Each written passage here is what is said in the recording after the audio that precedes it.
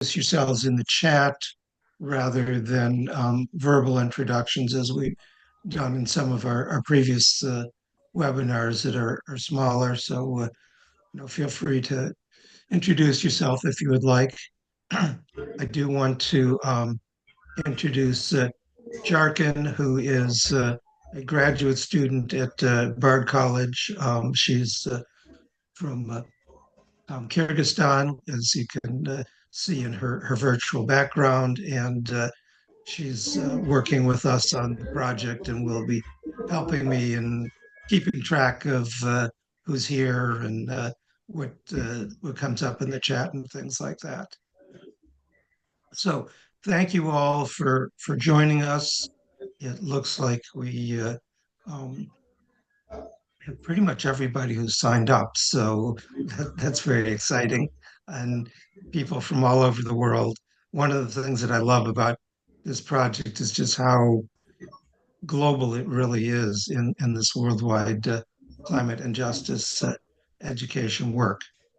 So, just a little bit of background in terms of who we are and what we do. I've already started that, but this is a project of the graduate programs in sustainability at Bard College. And our overall goal is to help, especially help young people, but really help all of us to turn from mindsets of climate despair to actions of climate repair. That, in our view, the biggest challenge that we're facing is thinking that other people are going to provide the leadership that we need to make the just transition to a clean global economy and to reduce, not only stop, but reduce radically the emissions that are causing climate change and causing all the impacts that we're well aware of. And so our theory of change is that there are um, tens of thousands of people like yourselves, educators who are concerned, alarmed, freaking out about the climate crisis, as we should be, and that there are hundreds of thousands around of students around the world who have similar and in some cases even stronger um, perspectives, and they would like to know how to be part of climate solutions. They would like to know how to make climate uh, justice, climate action as a career, or at least as part of what they do in their daily life, um, even if they, are not majoring in climate or environmental studies or sustainability. But our mantra really is that it's all of our jobs. It's all of our jobs to be part of the great solution to the climate crisis, and that educators in every field really are essential to that. So we encourage you to reach out to your colleagues, especially those who are not in fields where they're teaching about climate issues, to engage with their students and to show them how they can fit um, what they're learning into this great work. I will say that before I introduce the topic and the speakers, there's sort of two basic approaches. One is what we, in our very creative way of naming things, call Make Climate an Event. And those are events that can be organized for the education institution, for the community, for the faith community, what have you. And and those tend to attract people who are maybe a little bit more interested already, but energizes people and gets people talking together and empowering them. And then the other is what we call Make Climate a Class, and that's to take time out of your class period to talk about the connection of climate issues and the topic of your course. And that, of course, reaches students who can't or maybe wouldn't come to events otherwise. So you have a broader reach. Last year, when we were having webinars like this and talking with people about what their plans were, that a lot of people talked about games and simulations as teaching approaches. And so we put out a call for people to tell us about the games that they know or that they've used. And I know when several of you responded to that, we now have, I think, about 3 dozen games and simulations in our spreadsheet. And we find that I've seen, maybe because I'm paying more attention, that games and simulations are not only multiplying in numbers, but also in use. So we decided, well, let's put a banner around this and create an event, a virtual event that we're calling Worldwide Climate and Justice Education Games Day. We've picked the date of Friday, April 11th, because we figured Friday's a good day to play games. Any day is a good day to play games, but maybe people are more likely as they're transitioning into the weekend. So we have um, 3 presenters today who are going to present um, 3 different types and different um, structures of games. And so I'm going to turn, well, I guess I'll say that we've got Kalle Sterner from Sweden, who with his family has created and advanced a card game called Climate Call.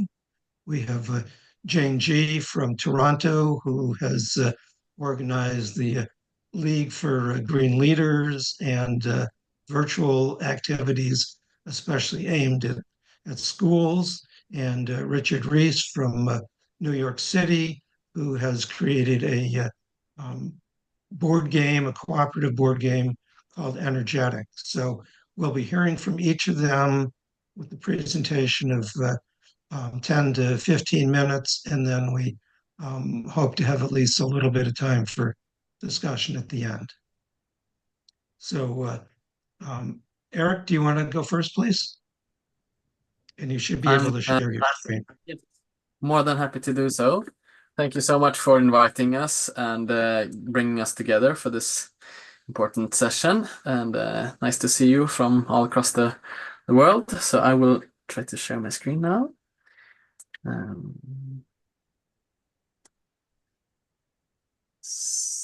Okay, let's see. Just yes. Can you see my screen? Yes. Perfect. Okay, so the game that I will be presenting is called Climate Call. And we created the game in 2018. It was a small kind of test thing coming out of actually an exercise that a colleague of mine made in a class on game-based learning. And then me and some colleagues who were doing research on carbon footprints, sustainable consumption, so on, created kind of the materials that goes into this game. It's been awarded Best Environmental Educational Tool in Estonia by the Ministry of Education, and we've used it in a lot of different settings with different age groups, different, from cooperative CEOs to youths and to elderly and so on. My background is kind of hybrid. I did the first part of my thesis work as a natural scientist, looking at the climate impact of different greenhouse gases. But then after doing some climate science for a few years, I figured that the gap between what we know as experts in the sciences and what knowledge is being used is so big, both when it comes to what policies are created and how we live our lives and structure our societies and so on, and how businesses do their operations.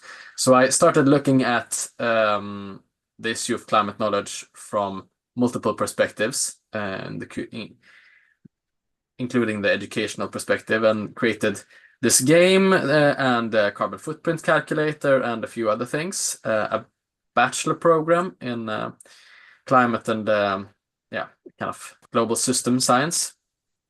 And I'm now working at something called Environment for Development at the University of Gothenburg, which is a global network of research centers in environmental and resource economics.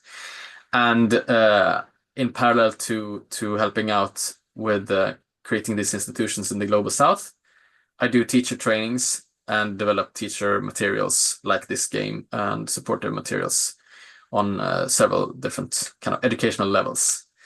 So I want to share this video, and I just need to share computer sound. Yes. Okay, so this is an instruction of how the game is played. It's just 2 minutes long. Climate Call is a card game. In Climate Call, the different climate impacts of activities, such as commuting, flying, and eating different foods, are compared. The game is about placing the activities in the correct order based on their climate impact. On the front of the cards, an activity is described. For example, a return flight from New York to Paris. The number on the back of the card specifies the climate impact from the activity calculated in kilograms of carbon dioxide, together with a little explanation. Shuffle the deck and place 2 starting cards in the middle. Read the cards and then turn them over. Place the card with the least kilograms of carbon dioxide to the left. For example, commute by electric bike has less climate impact than heating a house in the UK by fossil gas. Then hand out 3 cards to each team, which consist of 2 or 3 players per team. In order to win, your team should get rid of the cards before the other team. One of the teams starts. They look at their cards and select one to place. Now there are 3 places where they can put the card. They choose to place the card, new laptop, in the middle and turn it over. They were right, and now they have only 2 cards left. Then it is the other team's turn, and it becomes a bit harder since there are more options for where to place a card. The team tries to place the card, plane ride, Los Angeles to New York. They guess that it has the largest impact on the climate. When the card is turned over, they see that they were wrong. The card is removed, and since they were wrong, they now need to pick a new card from the deck. Now it is the first team's turn again, and the play continues until one team wins the game by getting rid of all their cards first. Okay, so that's the basics of how the game is played, and it's a game that we've managed to use in print in we're approaching 100,000 copies. So it's we estimate that maybe 1 million people or so have played it, and but there is more than the game. We really want this to be a starting point, something that ignites interest, and want and a need to learn more, and sort of engages in learning and want to maybe scrutinize the numbers and things like that.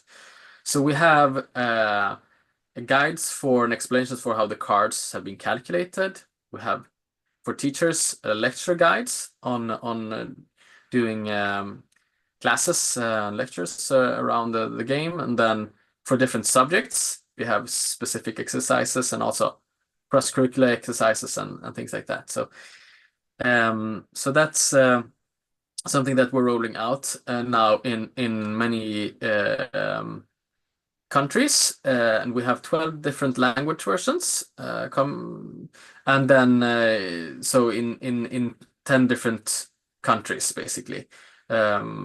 So as indicated here, the English version is the global version. So it compares the climate impact of different activities across the globe, so that no one will feel that the game is sort of not at all for them.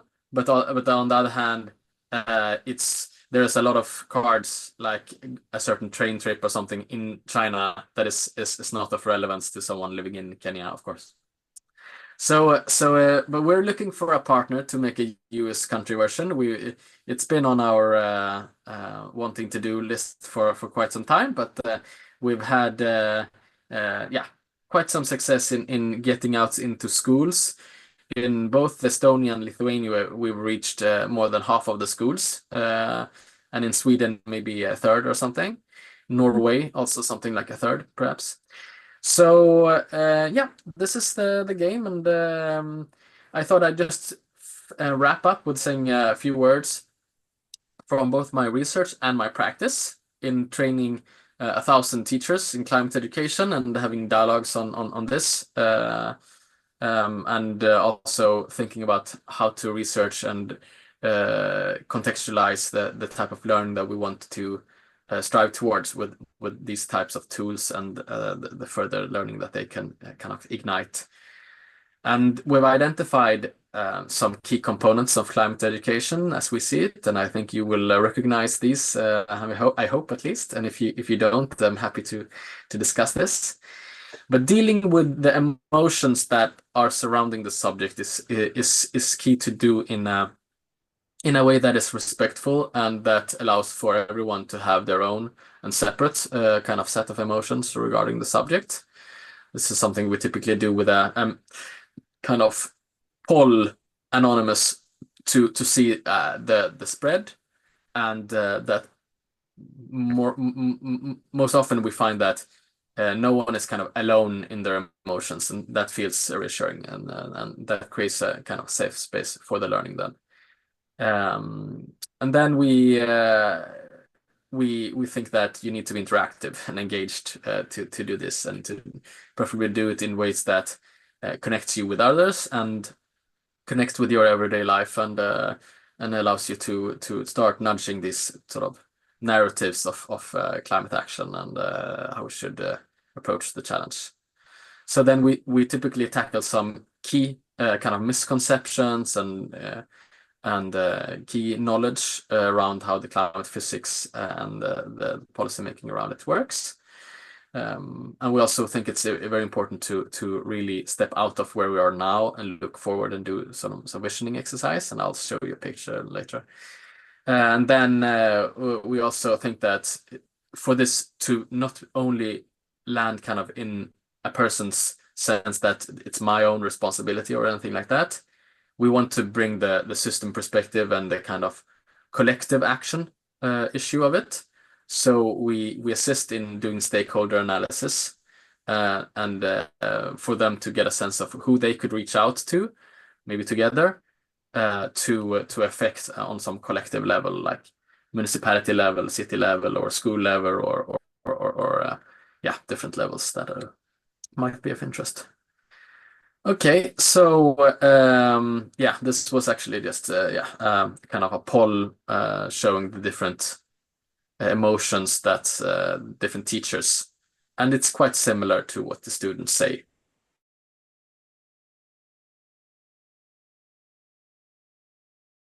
And common emotions, along with anxiety and anger, and then you need to address that. You can't just go on to focus on a concept or something straight on. Okay, so very quick words on research. We do mixed methods research and find preliminarily that this game activates most categories of pupils. It's only those that have really decided that the climate issue is not for me. I've heard so much about this, and no one is doing anything, and I don't care. I just want to live my life without getting disturbed about this issue again. All except those really feel engaged and get engaged by playing the game. So it disarms sometimes sort of controversial and abstract subject. Yeah. And as expected, girls are on average a bit more talkative and enjoying the game, but it's still quite evenly across the board. And for those that have a positive sense of the climate issue, they really enjoy the game. So a final message from us, and maybe I'll ask Kalle, my brother in arms, to do this one. What is this? So basically, one thing that we do when we have our workshops and every time that we are out meeting students, it's very important to discuss also positive futures. We found that that is many times the best way of actually altering climate anxiety, and that is to show that there might be a positive future ahead. And what we do when we show AI created pictures like these, I have similar as well, illustrating how we can have food production inside a city, for example.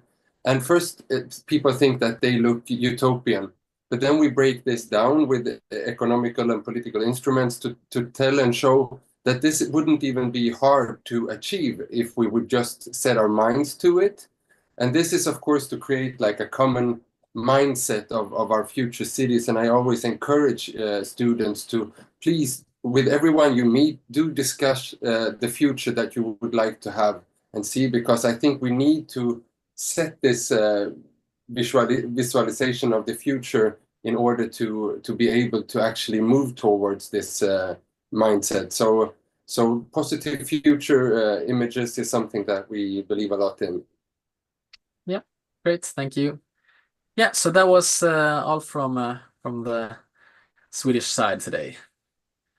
David, how do you want to continue?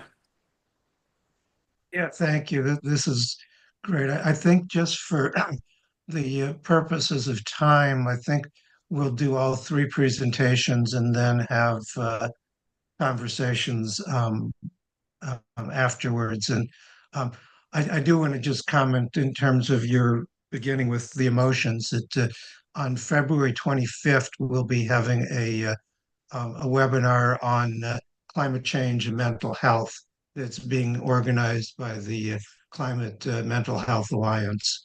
So stay tuned for that one. Actually, Kali or Eric, why don't you respond just to the question about the cost and sort of how people can get access to the game? Yeah, so the easiest thing would be just to email me, and as a part of the collaboration here, we offer the game to free for anyone who for some reason can't afford it or doesn't have a possibility to pay for the game. So we're happy to send it for free. If you have the possibility to pay for it, then we can of course send the game to more. So just let us know in the email how you would like it, and we'll post games to you. But at the moment, we do post all the games from a distributor within Sweden. So the bad thing is that we will need to pay for shipping as well. So typically we sell the games for about $15 or $14, and then shipping to remote countries is another $10 basically. But we always try to cut the price for schools and for organizations that we sympathize with, so that we don't want to make any profit of our collaborating partners, but of course need to cover our costs basically. So yeah, so Eric put the email address there. So just email me and we'll send games to you. And I've played this with it. Go ahead, sorry. No, it's we typically have one copy of the game for 6 people or something. So you play 3 against 3 or something like that. Yeah, and I've played this with adults, and they find it very engaging, and sort of are surprised that they kind of know the generals, but they're often things that they overestimate or underestimate. Yeah.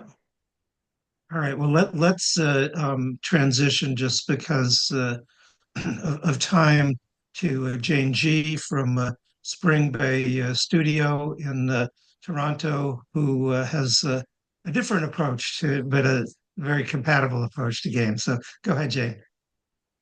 Thank you so much, David. It's a great to meet everyone here. I feel the passion here. And I really like to just go ahead and share my presentation. So just to save the times, probably some of the thing will be like in a short video. So I think I really like what Eric and Kelly, you presented the sustainable future. So completely agree with the emotion everyone is in when we are talking about climate change. So I was just trying to show the like how do we trying to use the interactive digital format to help students to experience what happens if we all take action together. So with that, I will start with the presentation. Let me know if you cannot see. Sometime it happened. Basically, the League for Green Leaders is a healthy competition for a healthier planet.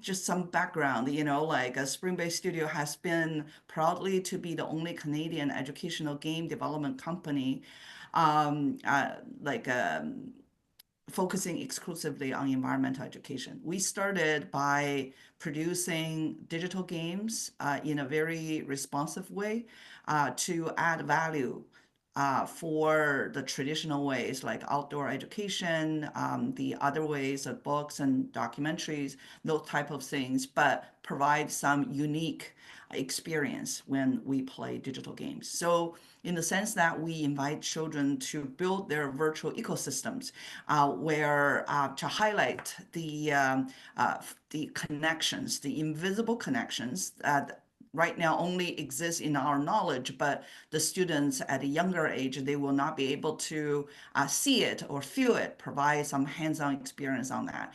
And then during the COVID, we used the funding for the COVID recovery and use that to develop the what we call right now League for Green Leaders competition. And for that one, it got two recognitions. One is from the 100 ED, which is you guys in Europe probably know about this organization. So that's just something about us. And before I start, I think I would like just to the switch off to the program itself. I think I just so you have a sense what it is about this League for Green Leaders. The goal there is really engage the students using the language they're talking about today, because all according to the research and our observation, almost everyone play games right now, and especially for those kids in the K to 12 schools right now, they grow up with games. So the idea for this program is really have three pillars. The first one is play to learn. How are we going to help them to learn about the scientific method through play? Because we're small, we are just using the game we develop, but we are actually looking for partners. If you have digital games, let's work together, because they can all be integrated together. The second pillar I would like to say is really the collaboration. So I would just give you a kind of like a sense of this. This is how the students will see when they log into the league competition. And this is a game board. If we play games, they can interact with it and get the different kind of learning activities. Activity can be various kind, not only the digital version. Like, for example, they can make solar ovens. So there's a lot of offline activities. So the way we do it, we call that gamification. We're using games and like points, like badges, this kind of thing, and also introduce the idea of collaboration, which is very common in the game, where the students will form teams, and then they will be able to see each other's performance. Like the more interactive they have with the learning programs, the more points they get, and they can also track the CO2. So this is very similar to the climate call for your approach. I will talk about that in a minute. And then so this is the collaboration part. And on top of that, the third thing, which is also the very important thing, is trying to use the digital media to highlight or amplify how together we can make a difference. And I will share with some of the teachers' feedback later on. So this is what we're seeing right now happen in last November when the COP29 happened.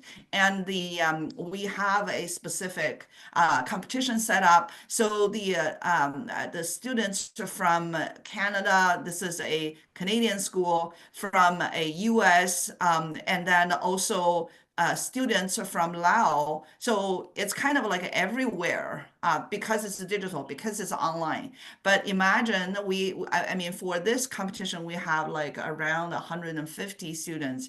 Imagine when we can double the size of the participants, then this number is not only 9 tons of CO2 we can measure, we can reduce, but that's going to multiply. So that's just the general sense. And I will walk you through like the first part, what is play to learn? Depending on the different days, every day's learning activity will be different. Some day will be just track your CO2.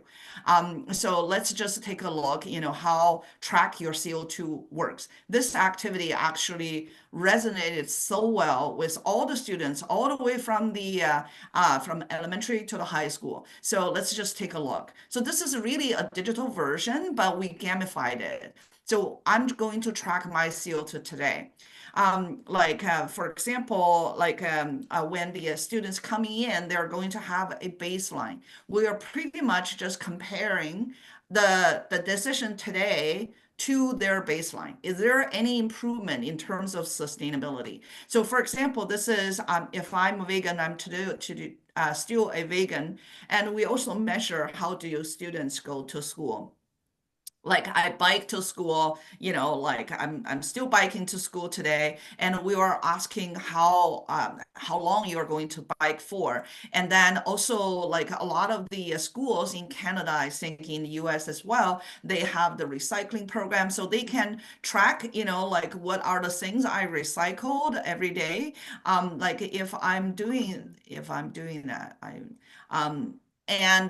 we also prompt that the student can say no to all the plastic litters. And then if they do that, they can submit this kind of we call that a tracking, and then to the system. Then our system will calculate how much of the carbon you reduce. So this is not only the total, but the students will be able to see like the food and then the transportation and also recycling as well.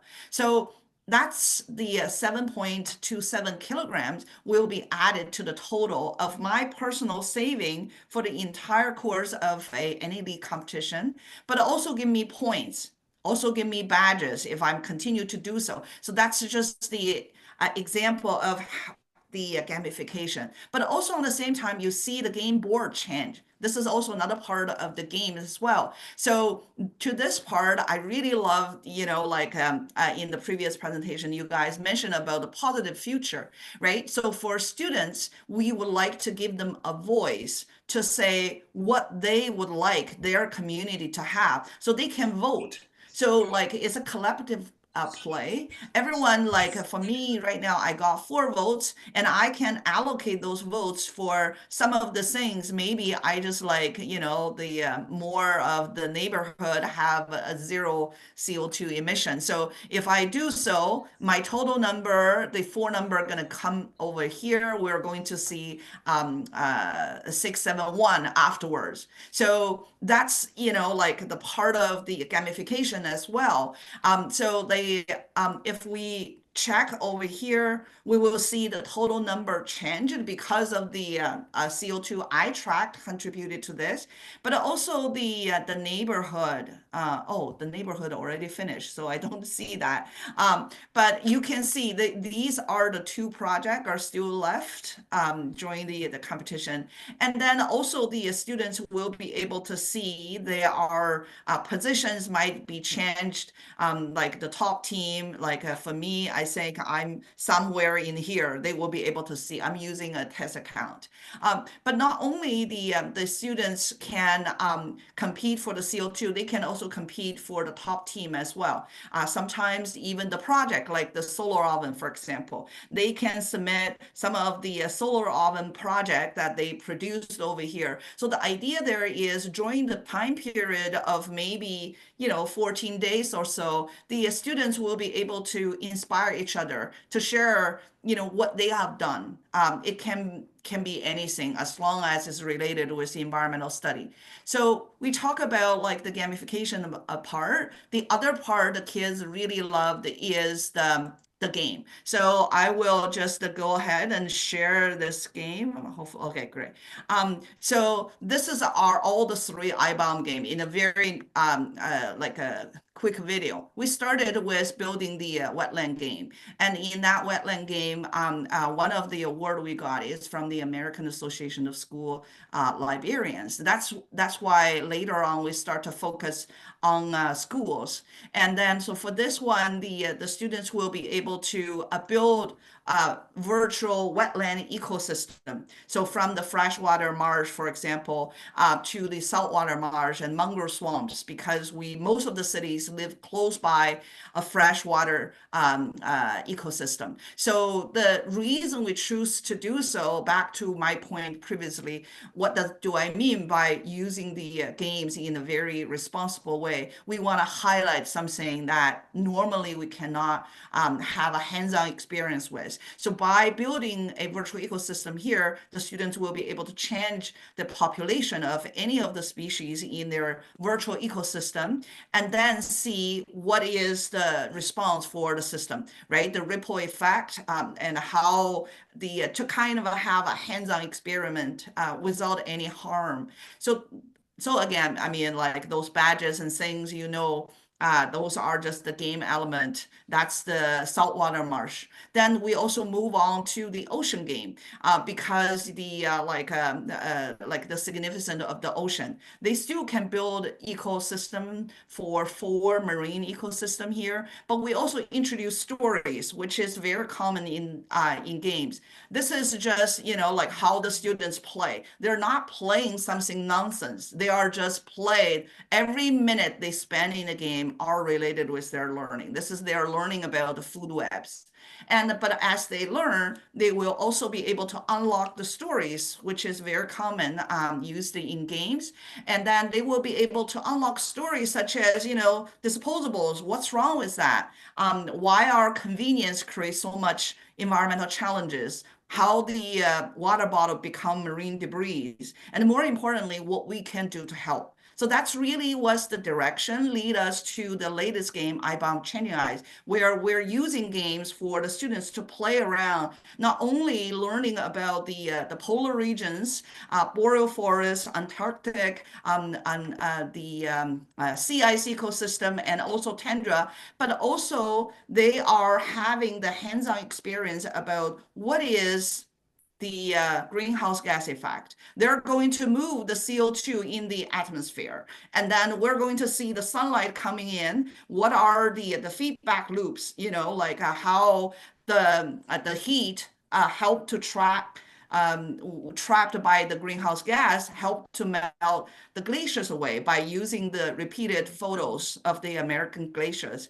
And they also learn what are the two seasons for tundra. What is thawing we're talking about? What are the local impact?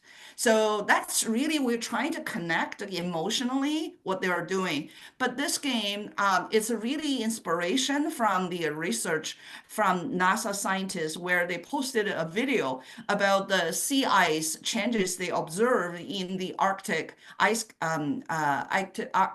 ice cup. So we turn that, we're using the satellite image as the background, ask the students to study, pay attention to this, where they are using the blue and white to represent the young ice and the old sea ice, trying to figure the racial changes over years. As you can see from the 1984 to 1997, for example, they are playing, but also at the same time, they are trying to understand the trend showing, and also a good usage for their time for the screen. All the thing behind this game is about the motivation to do something. So let's do this together. This is the game really inspired us to do the League for Green Leaders later on. So you can see, like I think I probably will just stop there because of the time. I would like to share one more thing for this teacher. Alfredo Silva, Alfredo Silva, he actually is social study department chair in LA, California.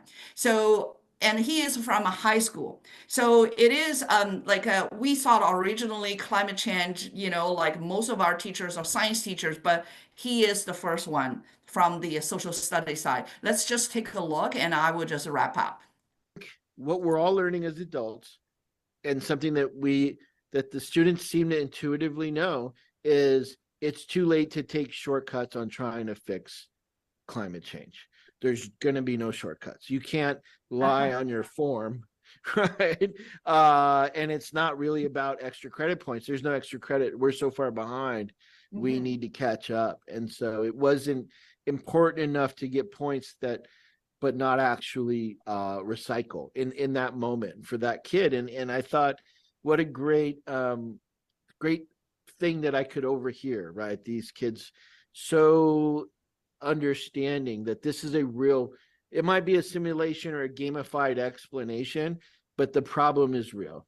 And then the last thing that we loved as a class every day was pulling up the board and looking at the total amount CO2 saved, right? Just seeing that number go up through all of our little individual efforts was just, I don't know, it was inspiring. I can't explain it any other way. And so I just hope that if this message gets to other high school teachers, that this is not just for elementary or middle school kids, and high school students really do care about this. And I felt like it became a tool for the more committed students at this high school level to bug their friends who weren't previously as committed.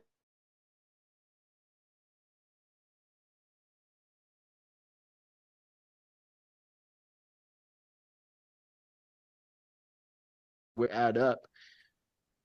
Yeah. I think it's a really kind of what we're aiming to do is build hope together. With that, I will just wrap up. So you should be able to see the the events coming up. The platform actually can run anytime. This is just for the convention, and also we're just so proud to support the Worldwide Climate and Justice Week special for April the 7th to April 11th, the entire week. Any teachers worldwide, they can access our program for free. And then you can use the QR code over here just to go to that page to sign up. We also have some webinars for if you want to know more are also listed over here. And I think I probably will just stop here. Thanks so much, everyone. Thank you very much, Jane. And yeah, we're going to move on to the next one, but I will say that as you saw this presentation, this webinar is being recorded. We'll send this to you. We'll send you the links in the chat, and we'll also, if the presenters want to share their presentations or any other materials, we'll send that to everybody who's registered. So now I want to turn to Richard Reese from New York City Atlas, who can tell us about the game that he's created, Energetic. So go ahead, Richard, please. Thank you. So I'll just go pretty quick through some of the things we have. And then tonight, I think it's 8 o'clock Eastern time, Jonathan Yes. Gilligan, who uses Energetic at Vanderbilt, will also be describing it, how he uses it in his class. Jonathan presented Energetic at AGU in December. And if I can share my screen. Sorry.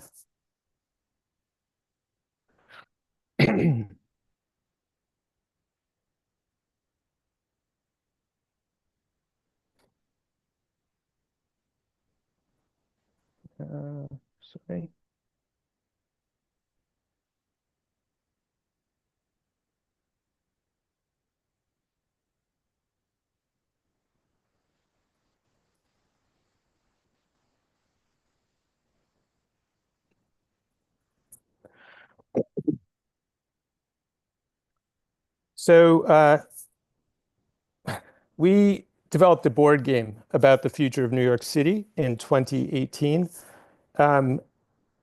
You're building 16 gigawatts of zero carbon energy to power New York.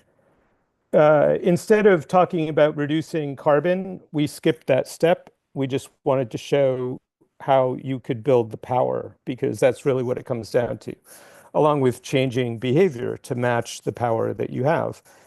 And as it turns out, this is a really good way to do it because it crosses over the political boundaries, because people like problem solving and they like building things. So if you can show the challenge of actually providing zero carbon energy, you get a lot more discussions going, and you don't get stuck on the idea of the way you learn about the reason for reducing emissions through the process of building the zero carbon energy.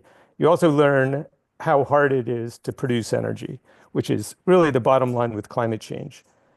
And climate change is really a social contract problem. So I'm going to describe that, I think, in a couple of slides, and then I'm going to pass it over to Deepak, who works with us and who's developed a program using Energetic in India. But the first university group to buy the game is at Carnegie Mellon, and they bought it in 2019. And I'll show you this short clip, and hopefully the audio comes through. Tell me if it doesn't work.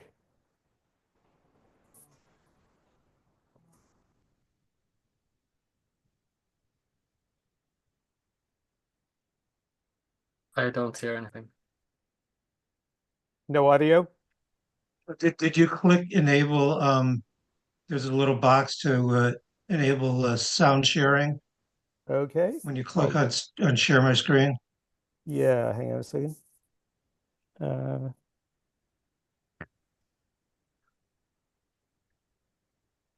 Share. Share sound. Excellent. That will work. Yeah.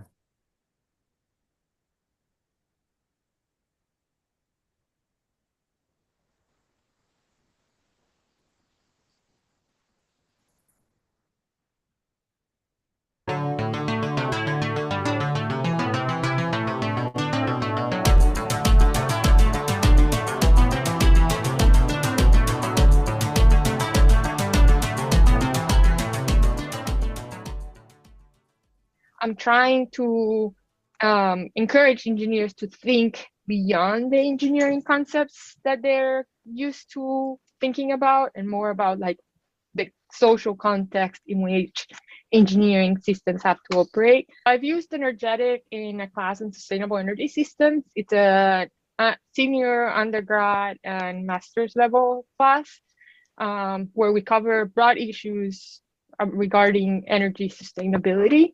So it's a very big picture overview of energy systems. I tested it with my PhD students before using them in the class, and they really had a lot of fun.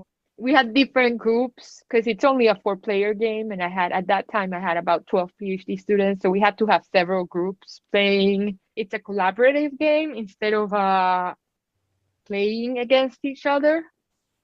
I've used the game 3 years. it's been a good way to have students think about what they've learned in class and think a little bit more holistically, and because it enables a lot of discussions, especially the undergrads, like it clicks.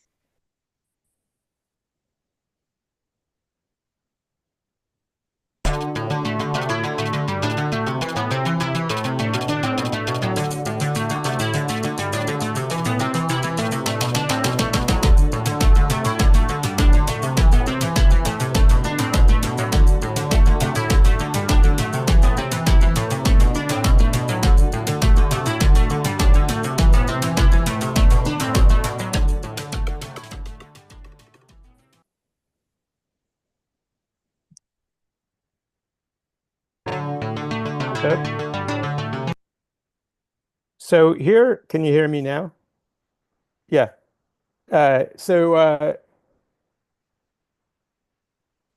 Paulina started using the game in 2019, and a couple years later, high schools in New York started using it. There's about 30 high schools and 30 universities using it now. We did build an online version using an app, using an app that we could use to adapt it, but we'd love to build an online platform for it. But the physical board game is really popular. So even though in the beginning of COVID, they were using the online game, once people went back to the classroom, they wanted to use the board game. And here's a really short piece from Stuyvesant High School in New York. This is from November that last year they played. How many gigawatts have you guys built up? We just reached 13. 8.5. 9.5. 16 gigawatts. 15. 14. Yeah, 14. And what year are you guys on? 2041. 2036. 2036. 2035. 2036, I want to say? Yeah.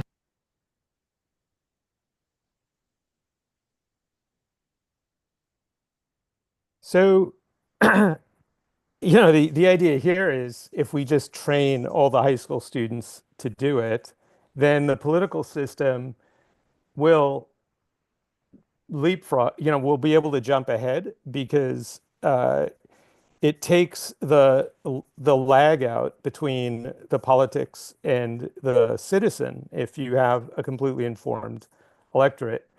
But I'm just gonna skip forward. Oh, and this, by the way, is Jonathan's program at Vanderbilt. They also use Energetic.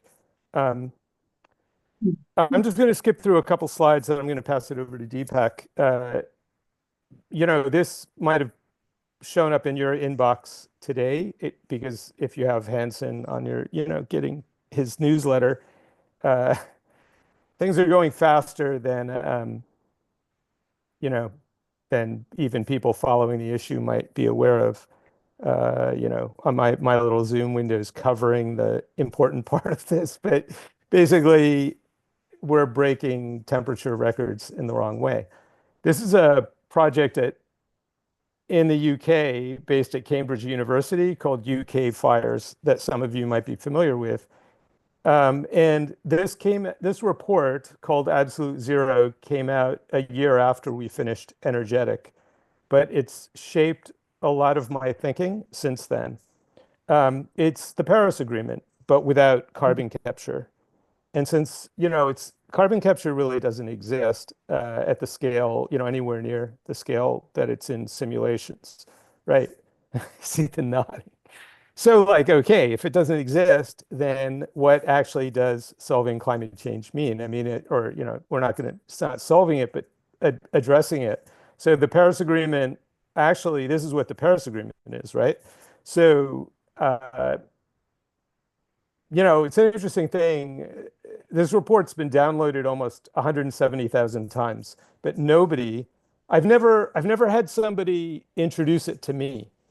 So basically, a lot of people know about it. That's more than double. That's the, I think, more almost. It's more than the last two COP attendances combined in terms of the number of people who've downloaded it. So I think a pretty large sector of the entire climate, policy, group of people, cohort of people is familiar with this, but they're not, nobody's talking about it. So another thing you guys might have heard about, might have noticed in the last couple of weeks, is that Elon Musk is embedded in the U.S. government now, and he's got these guys going through the infrastructure of the government, the tech infrastructure, and sorting things. Basically, we don't really know what he's going to do, but basically control the payment system of the government. And at least I'm not sure where they're all from, but this guy Gavin Kleger is a Berkeley computer science, recent Berkeley undergrad in computer science, super bright guy, I think. These are tech, they're young tech workers. I think several of them came from Twitter, from X, probably in the more recent round. He basically put a team together from, the people in his world. Most of the people in Musk's world, his workers, were backing Harris. He's a very educated workforce. It's the most educated workforce, right, in the world. And, along with other, banking, the other groups that basically draw from top universities. But he was able to get enough to parachute into the middle of the government and take things over. And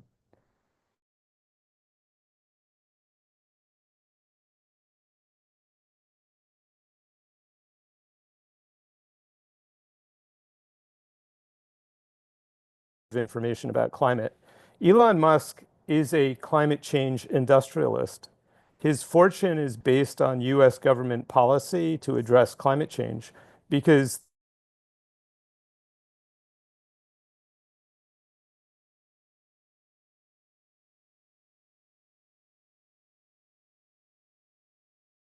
to keep an electric car company going, and then they subsidized Tesla through carbon credits.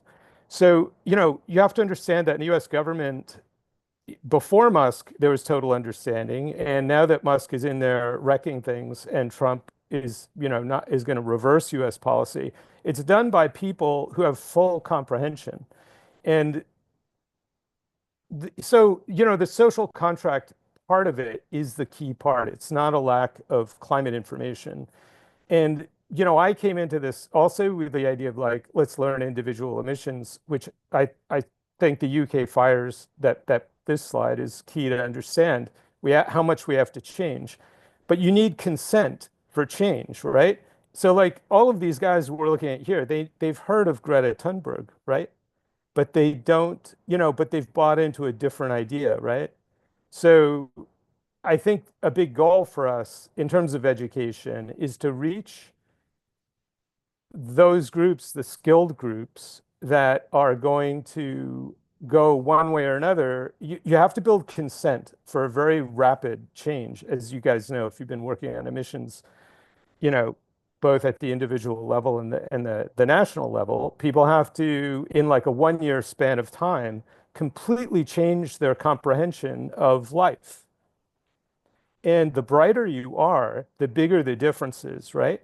Because you're either going this way or you're going to Goldman Sachs, or you're accepting this, which is like nothing like anybody I know is prepared to accept, right?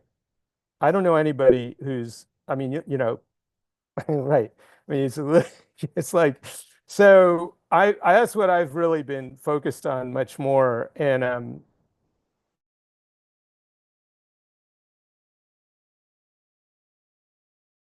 the most interesting part here is I'll just show you this really quick, and I'll jump over to let Deepak go.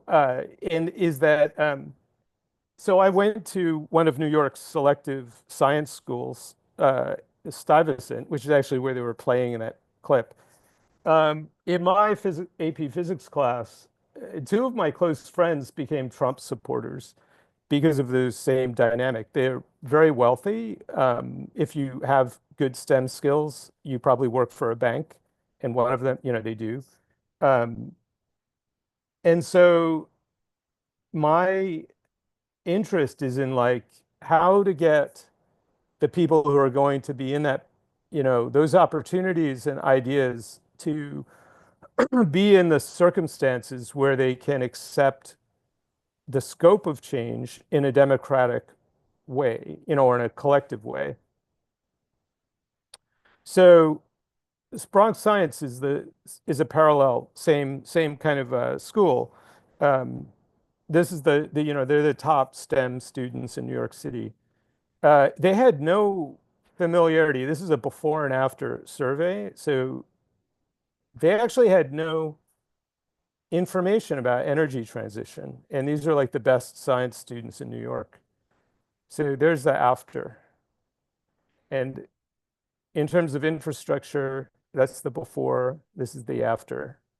So this is from playing once. In terms of talking about it with their family, that's the before, that's the after. And in terms of talking to a politician, so like they're still not that excited about talking to a politician, but we got someplace.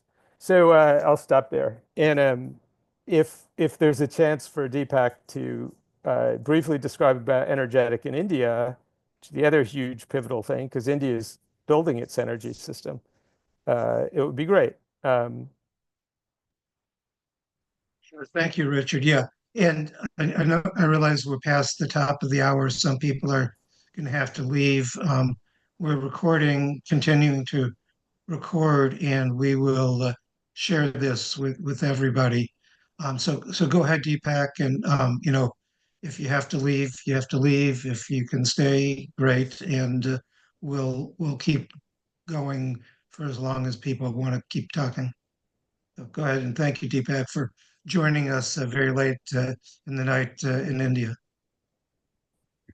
Hey, thank you. And it so happens that I'm not in India. So, and I'm in Austin, Texas at the moment. And so Oh, okay, well, that's it's good. quite in the morning, and that's fine. But thank you.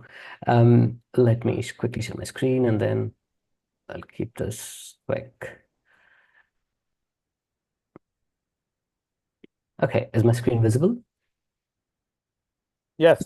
Okay. Yes. So I'm just going to like spend hopefully like 2 to 3 minutes very quickly to kind of show how we have been experimenting and then evaluating where and how the game fits. And just coincidentally, I happened to do quite a bit of testing in late 2023 and most of 2024 across India and Europe.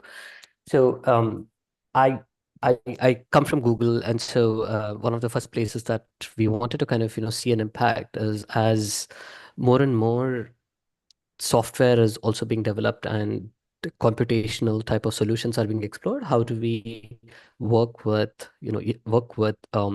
university students who are looking at developing their careers as developers, software developers, and looking at applying technologies? How might they pick it up? And so did a couple of pilots with student clubs that are supported by Google to help them build developer skills. And so there is this major competition that they run, and so plug the game in at a very early part for students to help understand a little more about climate change, and so that they could then bring all that knowledge and participate in that particular contest to produce solutions aligned with sustainable development goals. Overall, what I found is that the reactions and the learning that the students were showing is very high. The study is still undergoing to kind of see what type of impacts they're going to be creating, but this is underway. We also want to develop workshops. And so a good chunk of what I'm describing is all work in progress. So these are all existing efforts. So we are looking at designing workshops. So think about the gameplay for about 2 to 3 hours or 2 to 2.5 hours, followed by a discussion component, workshopping component, something that is going to help them build on the learning from the game and then apply what is it that they are doing. So these photos that you're seeing is from IT Bombay. And we got the students to kind of do post the gameplay to do a reflection of where might they apply that particular set of skills that they have, the learning that they have from the game. If they're going to look back into the internships that they have completed, how might they bring in a bunch of recommendations, and what might they do for the next upcoming internship or a full-time job that that they're going to take up. Very interestingly, and I had a chance to test this in just one, actually a tier 3 city called Sagra, in the southern part of India. And I found that the students loved the game. One would assume that, like if you go into the interior parts of many of these countries, students who have not even stepped on a plane, who have not even stepped outside of the borders of the district or state, might not have much exposure. And that is the case. Yes, they don't. But they were able to pick up the elements of the game because they were able to mirror the experiences inside the game and the trade-offs with what they were seeing around them, with the nature of economic impacts, or the nature of economic, political, social and environmental transformations, that was actually happening around them. So the students loved it, skipped lunch, for instance, and just stayed back, wanted to continue, for much longer. We also have been plugging the game into a couple of other areas. One is a particular program run by a nonprofit, to kind of bring young students and early career professionals to work at the ward level with local corporations. And they applied the learning from the game to understand how to look at multi-stakeholder collaborations. There are growing communities in India. One of them is called the Climate Party, and we plug the game into multiple of these events. So it's a lot of professionals who come to attend these particular parties, and the game was a great way as both icebreakers and for people to simply bond over stuff. What was very interesting is the first, in about 15 to 20 minutes, we actually see the language change within the group. They go into talking about like bro, dude, and I mean just like a very, very friendly language beyond genders, by the way. So it was a bunch of interesting insights. And then one other area that I'm also diving into, which is a continuous partnership, is for women in climate, and looking at building, groups that is investing in growing, women talent. And so we ran a solutions lab, and even this particular conversation is underway. There's a research institute in southern India that is, bringing microgrids, and creating tribal communities and like rural communities to be energy independent. And they are interested in, helping, looking at like localization of the game, looking at a building version, looking at a community version, and then helping people who run those particular communities to understand why this matters, and, for them to help simulate the future. And then lastly, slowly we are seeing integration of this in the curriculum. Right now, there are 3 schools, right, including Flame University Pune, and Pratibha is on this particular call, who is, a young, phenomenal undergraduate scholar. And she, along with her professor, is running the game for their own students at the university. And they're also going and approaching other universities in the city, one of which is NICMAR, that focuses on construction management and research. And they had a very positive experience, just posted on LinkedIn about it. And right now there is also a capstone course, a class in Mumbai that is looking at creating playbooks for game adoption by educators and those who work at public agencies like governments. So this is also underway. Here's just like an overall list of different schools. Richard mentioned about 50, and this is what we have so far. So on that note, yeah, I mean, thank you for listening, and back to you, David. All right, thank you both, Richard and Deepak. Richard has put into the chat to get a copy of Energetic. You can order it at energetic.thecityatlas.org. Richard, do you want to say anything else about how people can access the game? Yes. You need to unmute. Yes. Yeah. Yes.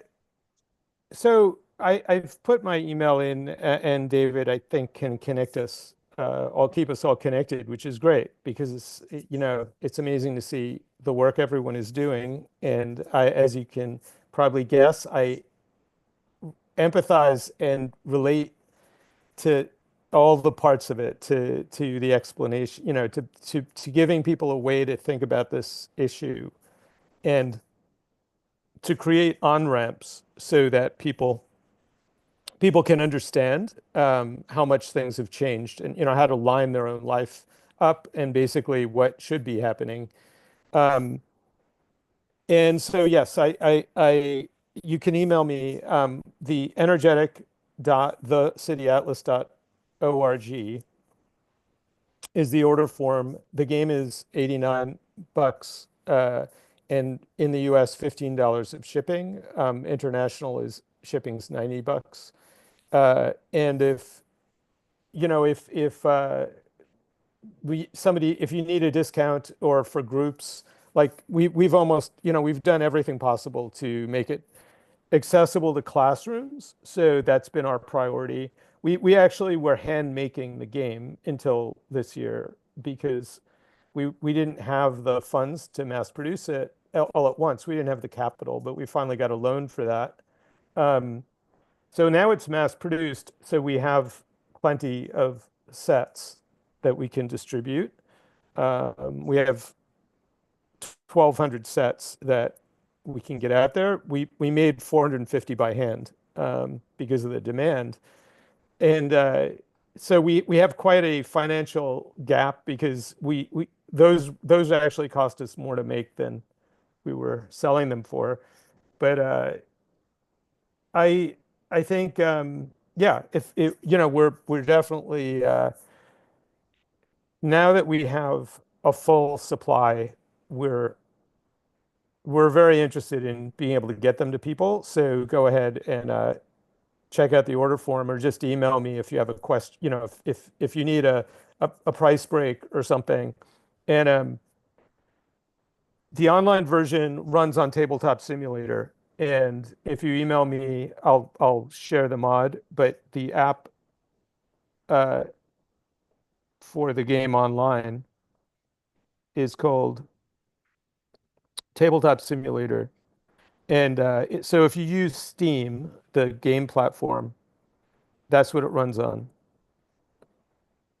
And Tabletop Simulator costs $20. Sometimes it's on sale for half, so it's like $10, but you'll see it's either 10 or 20. And so it's a download, and it looks great. The game runs really beautifully in the online version, and you can play multiplayer. It's a 4-player or a solo player game if you play online. Thank you, David, for setting this up. And if people want to hear a different description at the 8 p.m. webinar, Jonathan Gilligan, who uses Energetic at Vanderbilt, also an early adopter and an enthusiast, he'll describe it as well. And one of the benefits being it works well in red states. Thank you, Richard. Yes, and so for those who want to join us in about 10 hours at 8 p.m. Eastern, we'll have Jane will present again.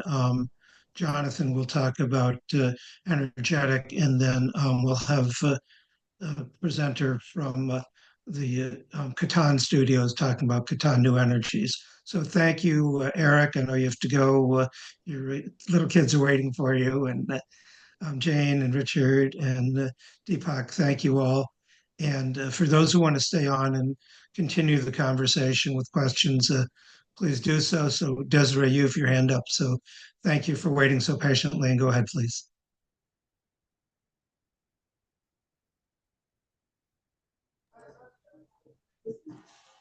Yes, good afternoon. Yes, go ahead, we can hear you. Yes, thank you. I'm Terry from Rwanda, in the Mama refugee camp in Rwanda. And we lead a refugee-led organization to promote environment protection, peace, security using peaceful means of dialogue, tolerance. And what I wanted to tell you, first of all, is to thank you for this event, because even if we are a team of some who are graduate and student from high school, we always need skills to protect our environment.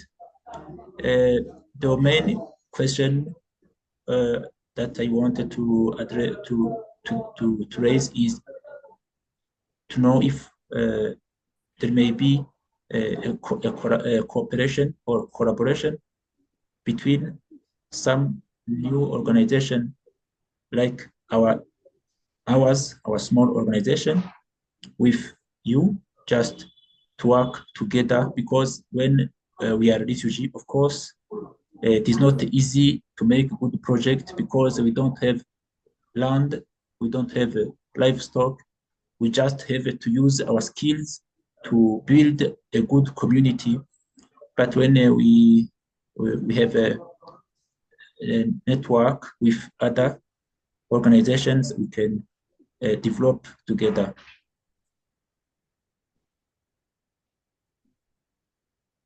Yeah, thank you, Desiree, and thank you for for being with us. Yeah, I mean, I wonder, you know, I mean, we would love to find ways to connect and to support you. I mean, I wonder, you know, whether these particular educational games do they have relevance to the situation?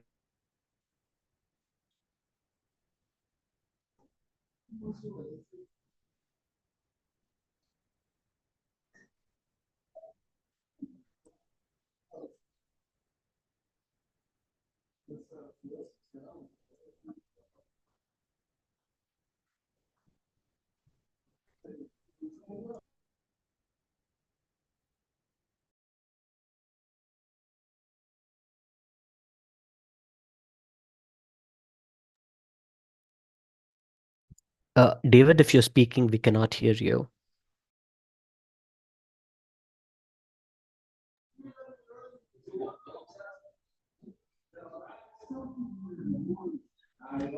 Sorry.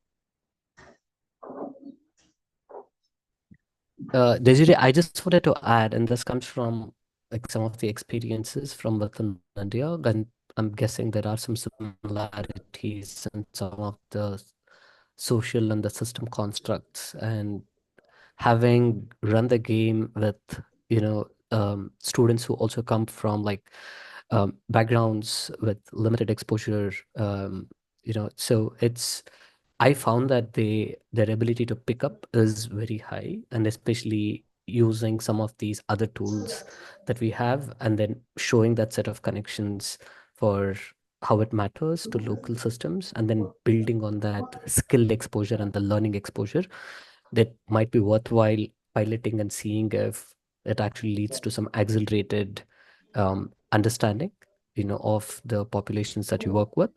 There is also the excitement factor of playing with global tools for a lot of people. So I, I just want to say that, if you're interested in piloting, let's do talk. Thank you.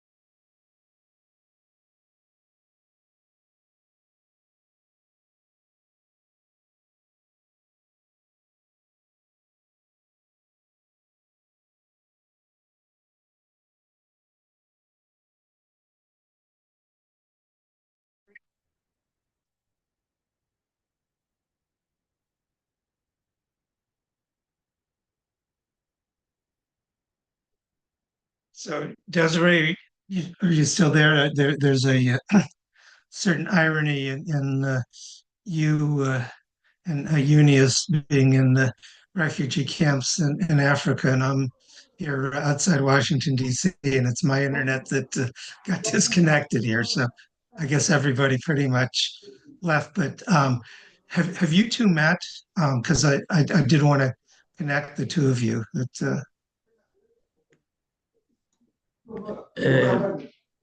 For me, I'm available.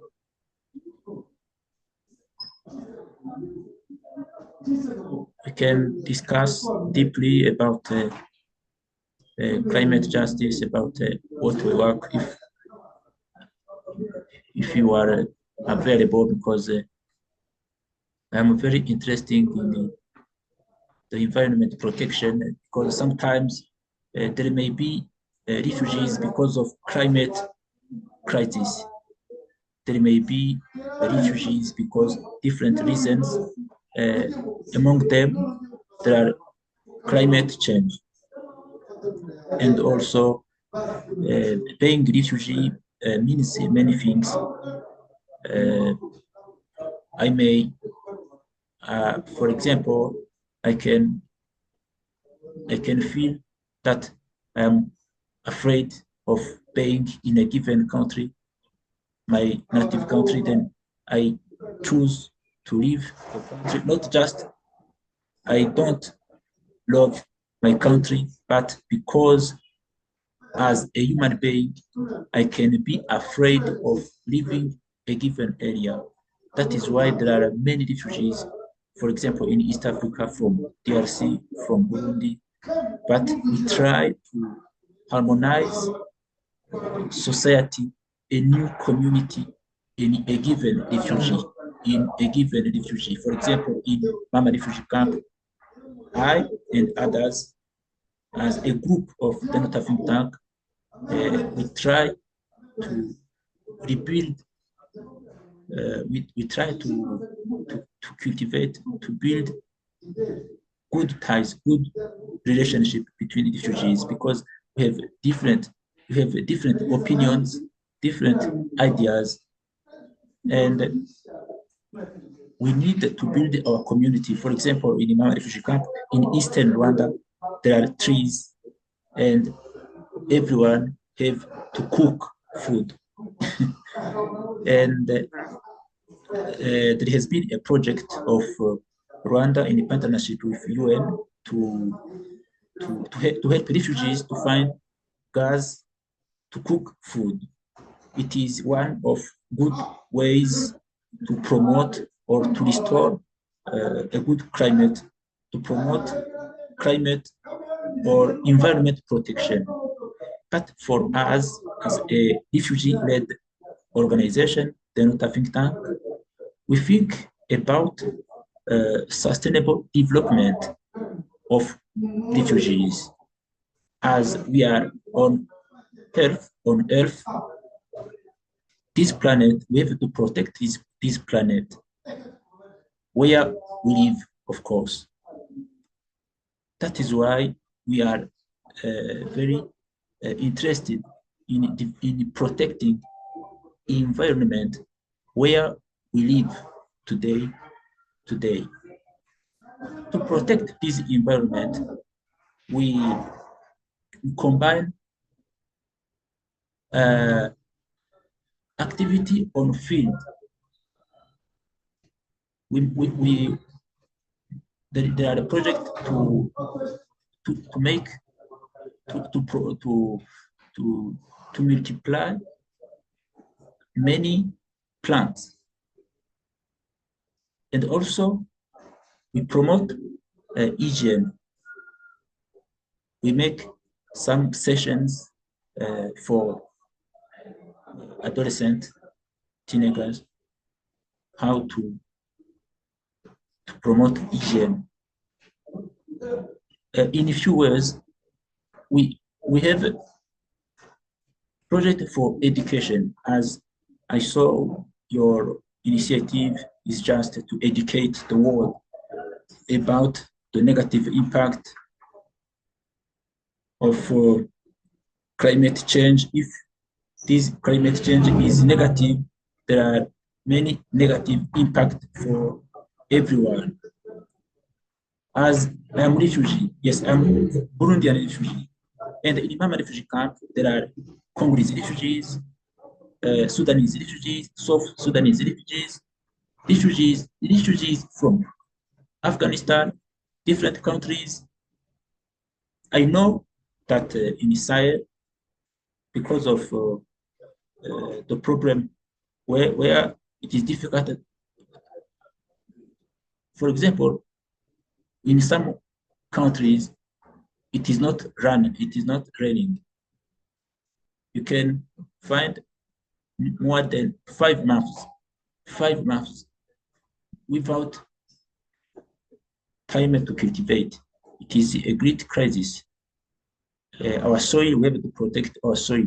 So I'm very happy to join this session, and where I find opportunity, internet, of course, in during future sessions for education about the climate justice, I will attend, and I hope, of course, together we can do good things. Because for me, I see another African here with me.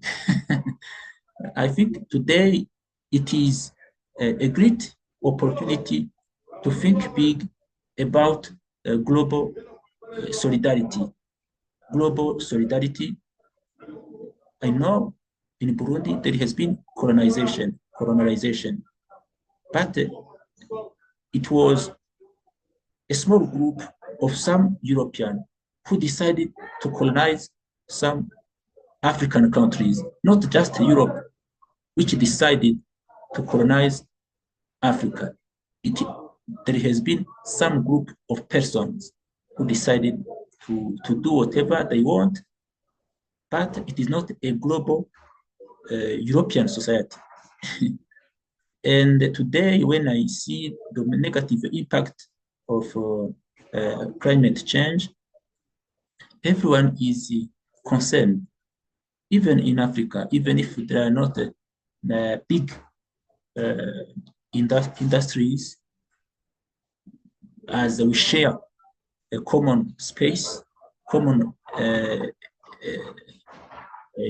can say, a common air.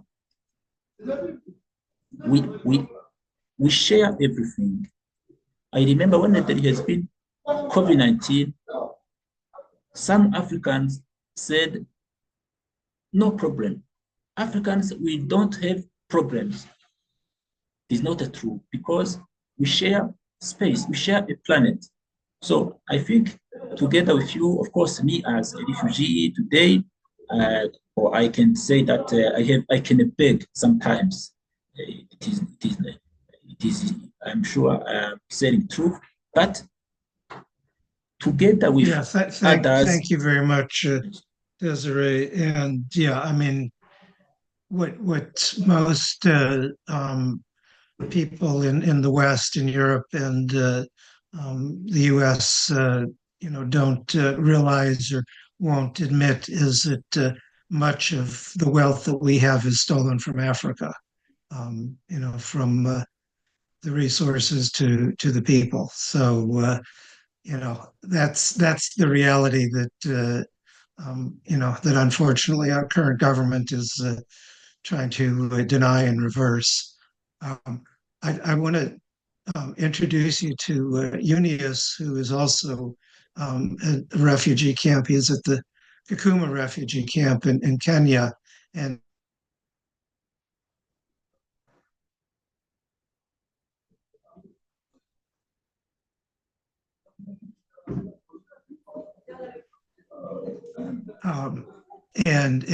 what we've been able to do, what you've been able to do, and the little bit that we've been able to do to support you, and maybe we can try to figure out how we can all work together.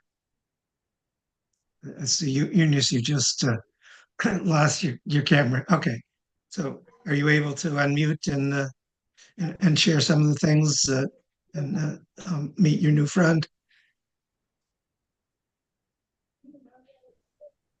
Yes, good evening from my side. So here it is evening hours. It is now at 6:33 p.m. So it is my honor. It is my pleasure, of course, to be with you. And it is my pleasure once again, of course, to be with you and to work with you, David, since last year. And there are some of the things that I have not even updated you. Okay, initially I was a programmer, no, a project coordinator. I've been promoted to be a program manager at our CBO. So that is one of the things that I've not informed you about. And yeah, so it is like I'm growing. So, and it happened after I implemented the previous project about each to do with the climate justice and education day. So and then people saw my actions, and then my boss promoted me to be a program manager. So that is CBO called Inspire for Change initiative in Kakuma refugee camp. What my brother have stated initially, for me, I'm very open and to work and to collaborate with anybody, as long as what we are collaborating over is what is needed by the community, and not what will bring a harm to the community. So that is my aim. So as long as what we are going to collaborate upon, it will bring a positive change in the community. Good. About climatic change, it is our responsibility to tackle sustainable development goal number 13. That is climate change. And it doesn't matter whether you are old or you are a kid or whatever. So it is our responsibility all, either you are African, you are from where, it's our responsibility to, of course, mitigate issues to do with the climate.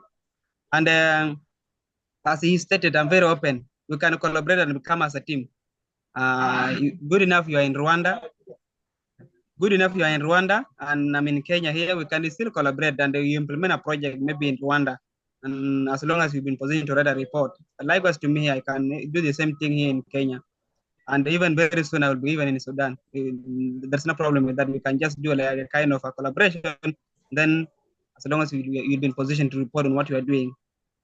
Yeah, and I'm also, okay, initially we participated in the Solcon, that is the deal with the energy, whereby we create awareness in the community where people should shift from the old method of cooking to the modern method of cooking. Why? Because of the disadvantages of traditional cooking methods.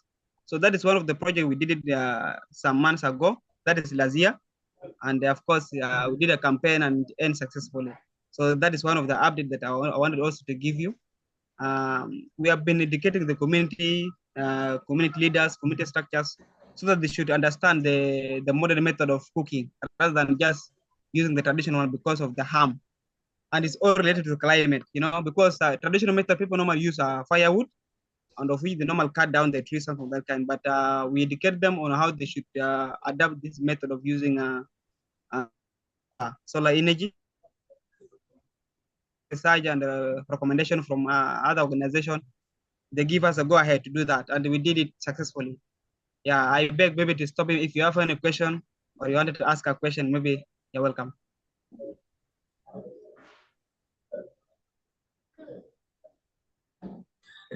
Thank you, Junius. You started your program in Kenya refugee camp. It is in Kakuma camp. You are from Sudan or South Sudan.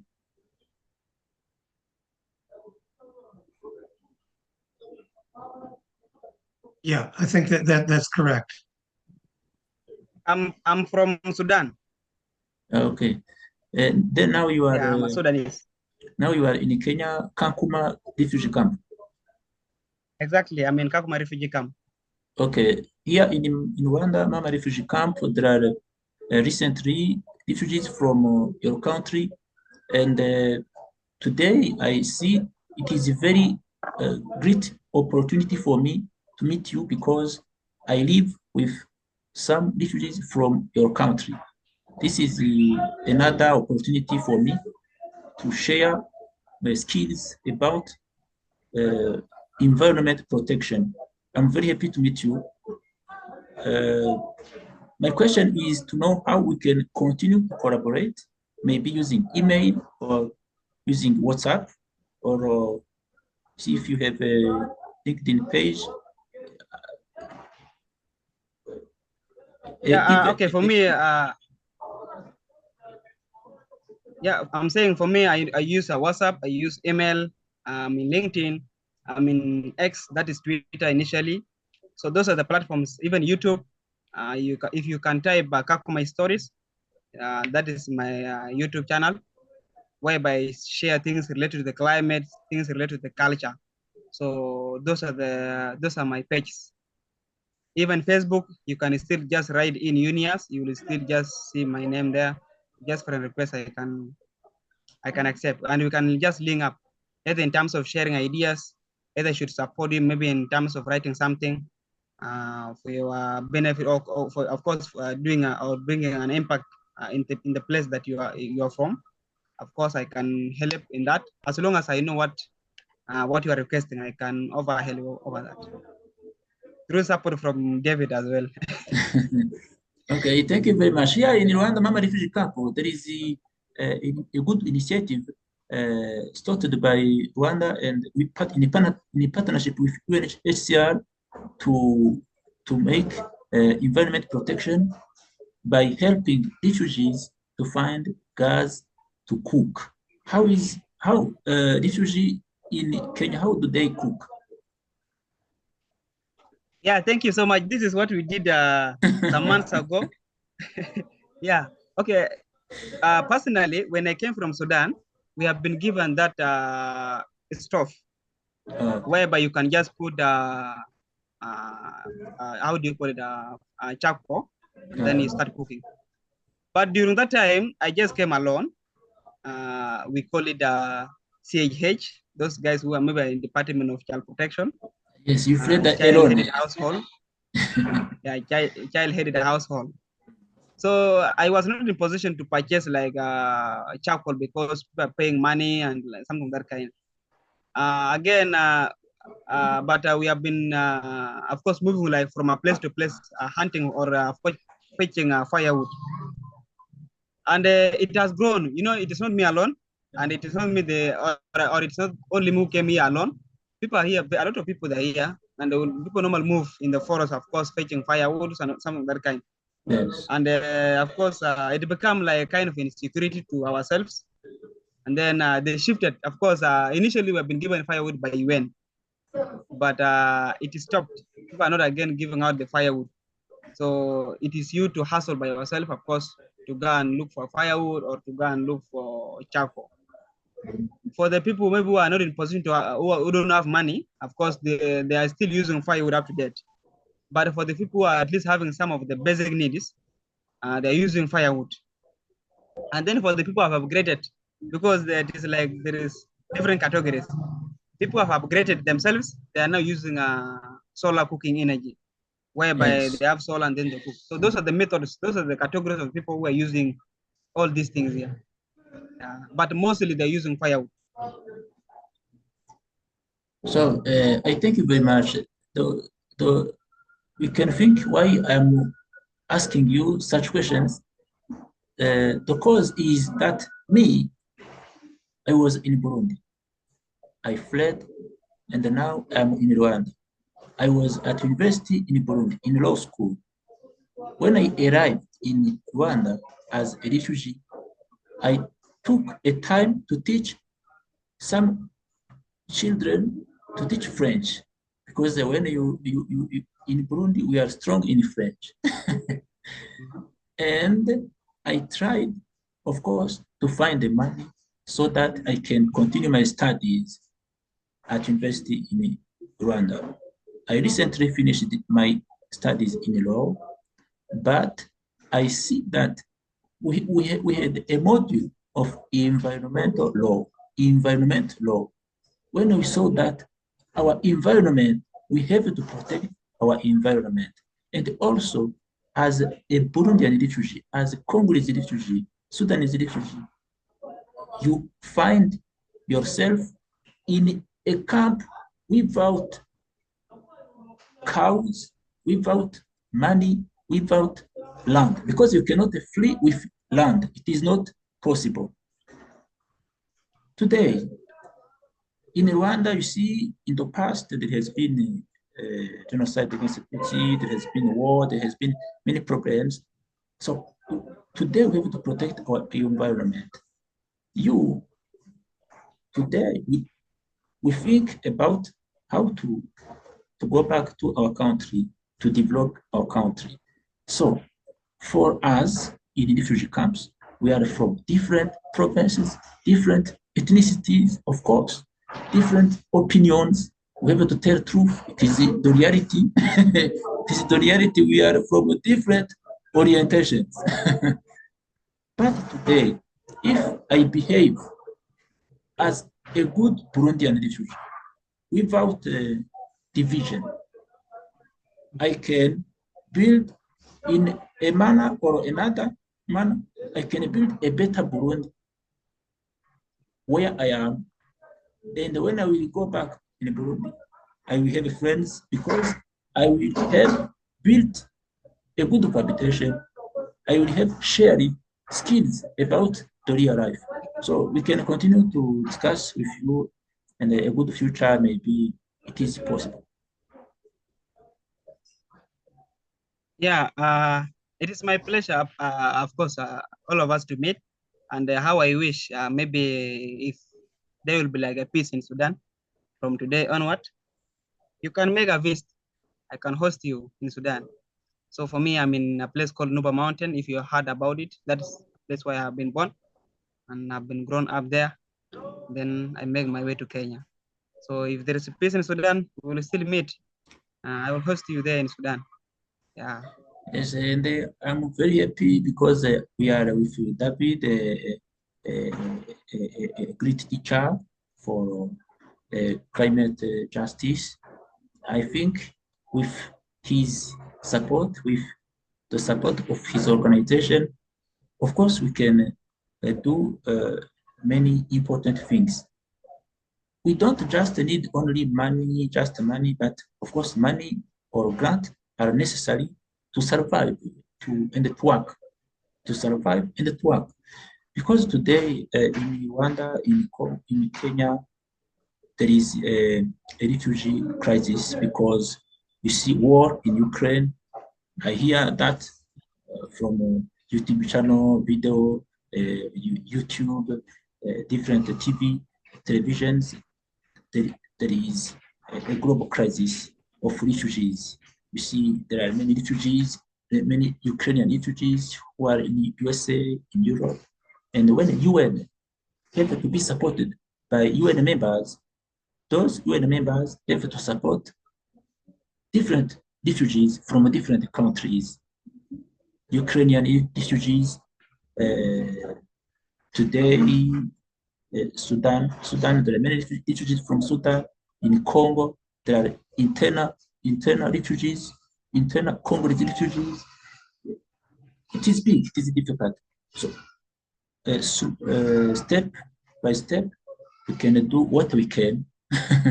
We can do what we can just to try to protect our environment in order to find sufficient food. When I don't have sufficient food, when I don't have energy to cook, I will go in a forest, I will cut every tree.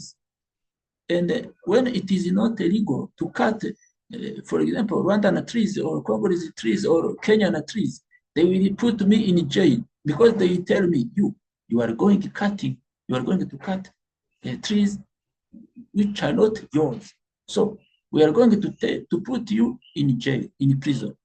So to avoid that, we have to think big and to build global solidarity in order refugees may have some basic necessary means to find food, to find energy.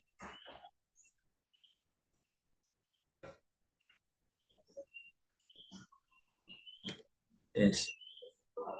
Yeah, you are right. But it is now upon us on what we should do. So it doesn't matter place that you are.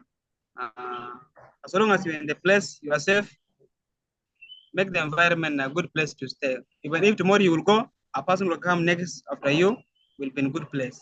So if you exercise that one, then we'll be in a good world. Whereby, Yes. of course, we should be in position to mitigate all the situations around.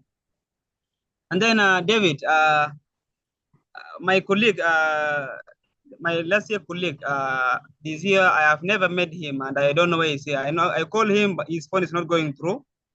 Am I allowed maybe to recruit maybe some ladies to join me? So I use WhatsApp. Yeah. WhatsApp. You're talking about Gilbert? Pardon? Yes. I use WhatsApp. I can even give you my email on in the chat. Yeah, you can share your email or WhatsApp numbers. I can get it. Just share yes, in the chat yes, box. yes. Now I can give you just now. Okay. David, pardon, I haven't picked your point. Yeah, I was just asking, Eunice, you're asking about Gilbert? Yeah, I haven't met him for so long, since last year. And I tried to call him, the phone is not going through. And then I'm asking, should I recruit like other members to join me so that we should implement the project, or what shall I do? Yeah, well, that would be great. Yeah, Gilbert did, he was on our first webinar of this series a couple weeks ago, and then I hadn't heard from him before, and I haven't heard from him since. So I'm not quite sure what his situation is. But I mean, the challenge that we have, I mean, is not one that's unfamiliar to you two. Is that right now the funding that we had last year that we were able to support your work, Eunice, we don't have that funding anymore. And so far, we've not been able to replace it. And so, it's frustrating for me. I'm sure even more frustrating to you and Desiree. We, communicated about that a little bit on LinkedIn. What I can say is that if for either of you or for both of you in developing a collaborative project, that if you have if there's benefit in having a U.S. College as a partner, we're very interested in doing that. But I've been frustrated that so far I have not been able to find funding to replace the money that we had last year. So, we want to be supporting you um, in ways that we can that are not financial right now. But if you see opportunities where we can, you know, join in lending our name to um, projects that you're doing, something like that, we're happy to do that. But right now, I do have that limitation.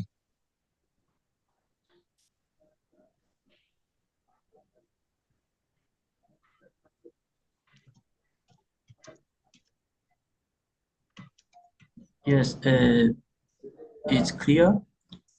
Uh, just as in solidarity, many things can be done because you see when you are a refugee, you form a refugee groups, a group of refugee, but to work together, it is possible. But the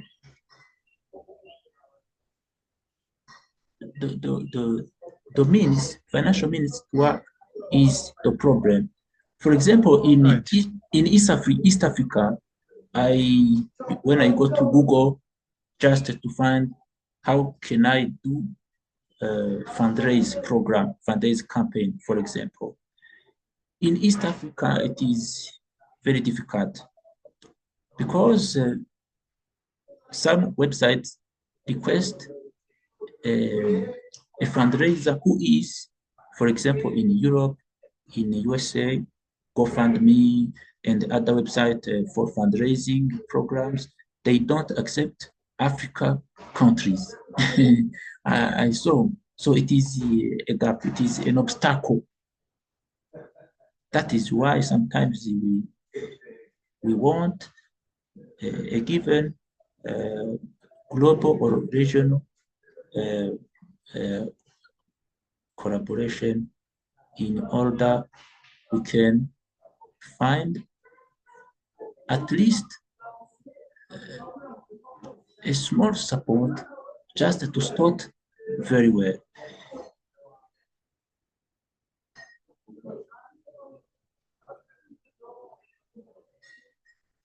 And I thank you very much. You're saying, I wish I had better ideas. I guess what I can say is that, um, we can certainly, we can virtual conversations if that's helpful.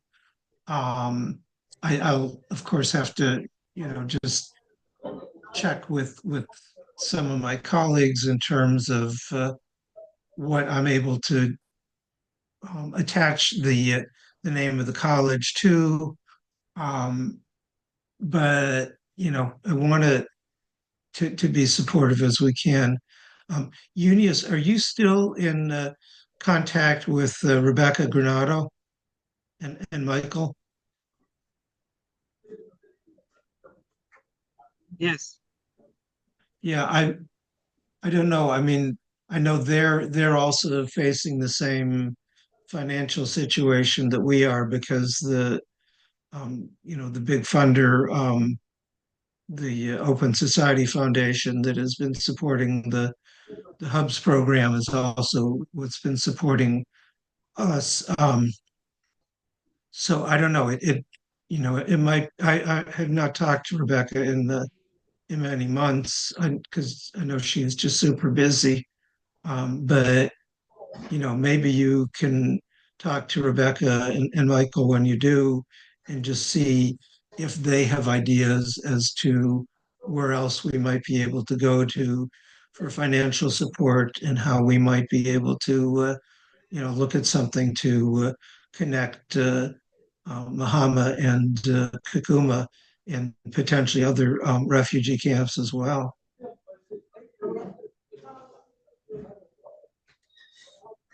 Yes, this would be a very good to action.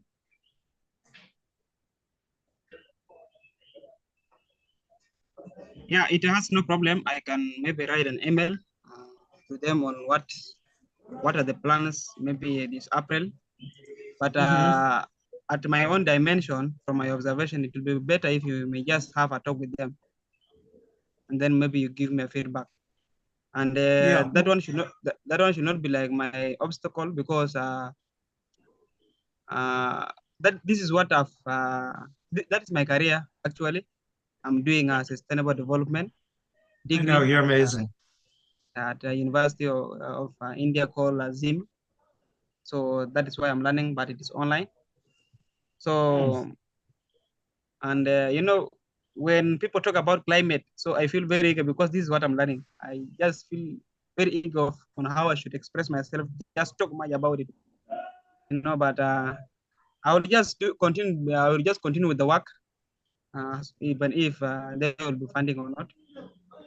But I think it will be good if you may just have a talk with them, and then maybe you can just give my feedback. Okay, well, yeah, I agree. That would be a good idea. Maybe the thing, if you could approach Rebecca and find out when there's a time for you and me and Rebecca and Michael and anybody else you want to bring in to talk, and just see, are there some opportunities that we can create together?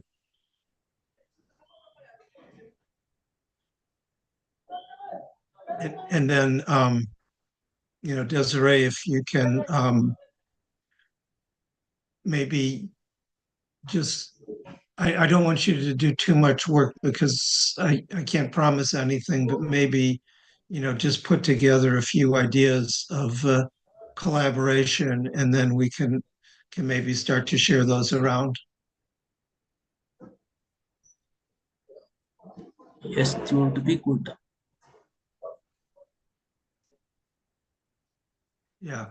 And, you know, I mean, not to be too negative, but obviously, you know, the changed political situation in the US is going to make this all more difficult now, because with Trump trying to pull the US out of the foreign assistance programs that we have, that you know, the private sector and donors community is going to be even more called upon to take up some of the space that the government had been supporting. So, you know, it's just important to recognize that reality as well.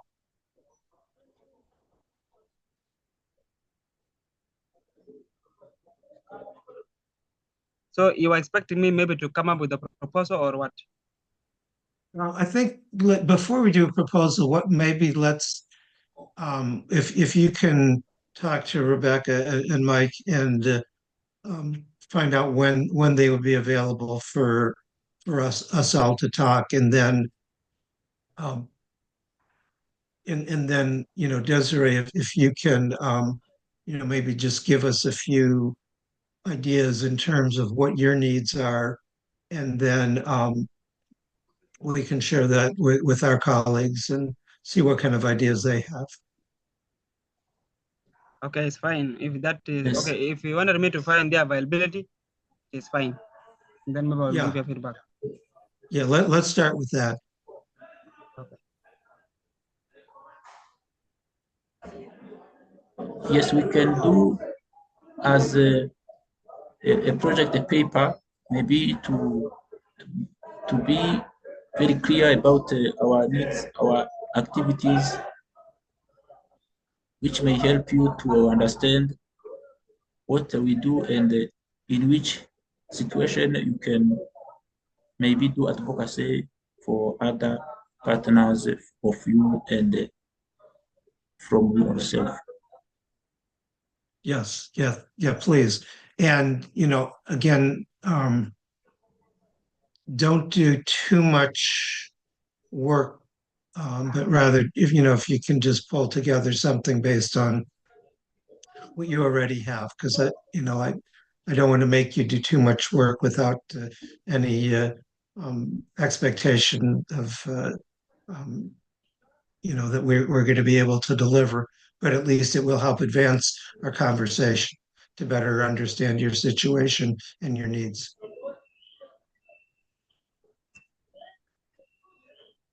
We thank you in advance.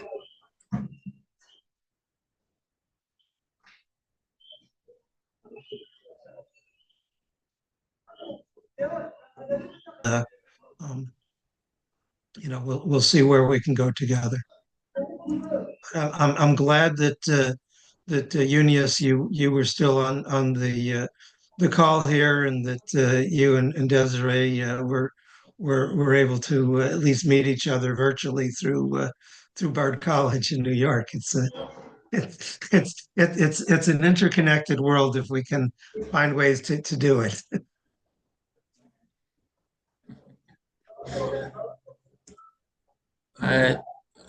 I think it is very extraordinary for me to meet with another person with whom I share status. If you are a refugee and me, I'm a refugee, of course we are a global but it is extraordinary for me to find another person with whom I share a status. That is why I'm very happy today, and we have to be confident in what we do because we are capable. Yes, and together we will find a lasting. You are very inspiring to me. Yes, we will find the work that you are doing, because I'm sure that the situations are very challenging. So thank you for.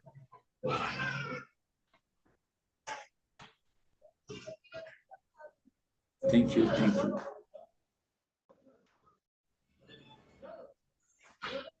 All right. Well, let's communicate, and let's see what we can do. So, good best wishes to you both, and let's keep in touch. Very much. Closely in touch. All right. Now, thank you both. All right.